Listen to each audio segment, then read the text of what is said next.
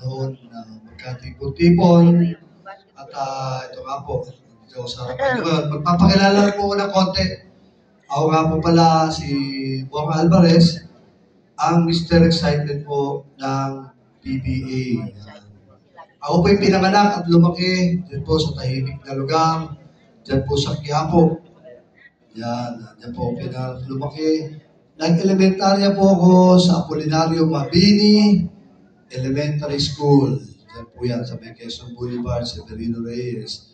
At nag-high school naman po sa University of Manila at nag-college sa San Sebastian College.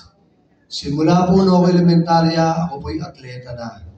So yung 18 pesos po na miscellaneous noong elementary ako, yun po ay libre ako dahil ako po ay track and field. Captain po ako ng volleyball.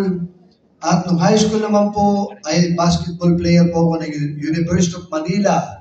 So scholar din po ako dahil sa basketball.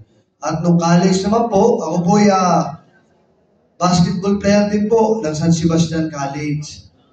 So sa madaling salita po, simula po nung elementarya hanggang college, ang buhay ko po ay puro bola. Kaya ako po ay sawang-sawa na sa bola, kaya tayo po ay hindi magbobolahan dito. Puro totoo lang po pag-uusapan natin. Ang mga magulang ko naman po, ako po ay born and raised sa Quiapo. Pero ako po ay fluent mag-Ilocano. Ang tatay ko po ay isang sundalo na taga-Vigan, Ilocos Sur. Ang nanay ko naman ay taga-Bangged, Abra. Sa madaling salita po, ang mga magulang ko ay parehong Ilocano. Kaya sa Quiapo kami nakatira, lumaki, pero salita namin sa bahay ay Ilocano. May mga Ilocano po ba dito? Madami nga, no? Kaya ako po yung fluent. Daling kag-sarita, amukang sarita. Amin may kakabsat, amumig sarita Ilocano, kung ito'y kami dumakil Quiapo, at amumig sarita. Hindi po, hindi naintindihan ng iba. Sabi ko po, lahat kami lumaki ng Quiapo, pero lahat kami nagsasalita ng Ilocano at mahusay magluto ng pinakbet. Specialty ko po yan.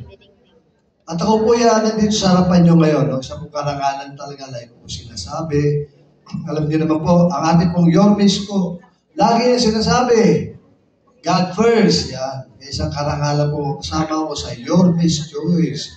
Dahil nga po lang yung pinagdadasalan, sabi ko, Lord, sana ang ating mahal na Yormis ko, Moreno, ay bumalik muli bilang alkalde ng Manila. At sana po, sabi ko, sana po, Lord, kuhanin niya ako isa sa mga konsel niya.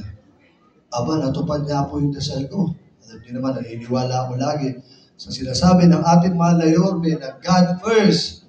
Dahil biblical po yan, nasa Bible po yan. Ang sabi po sa Mateo 6:33, ang sabi po doon, seek first the kingdom of God and His righteousness. And all these things shall be added to you. Yan lang po pala ang sekreto sa buhay. Napakasimple lang, kaya lang, minsan, matitigas ang ulo natin. Pag inuna mo pala ng Diyos, lahat ng pangarap mo sa buhay, matutupad. Totoo po ba yun? Amen! Tama-tama po, sa Big Community, kaya pa may Bible study tayo sa konti. At yun naman po, di ba sabi po sa Romans 8:20, sabi po doon, all things work together for good. Yan. Kaya kayo nandito ngayon. Kasi sabi doon, all things work together for good. To those who love God, to those who are walked according to His purpose. Kaya itong pagkikita-kita po natin na ito ay kalooban po ito ng Panginoon. Kaya magkakasama po tayo ngayon. Kaya ngayon po, ako po ay kumakatok sa inyong mga puso, kasama po ng aking mga Kayormes Joyce. Yan. At sabi po, siyempre, napakasipag na Congresswoman Apple Nieto. Palakpakan naman po natin. At sabi po, Vice Mayor Chia Tensa at Yorme Isko Moreno.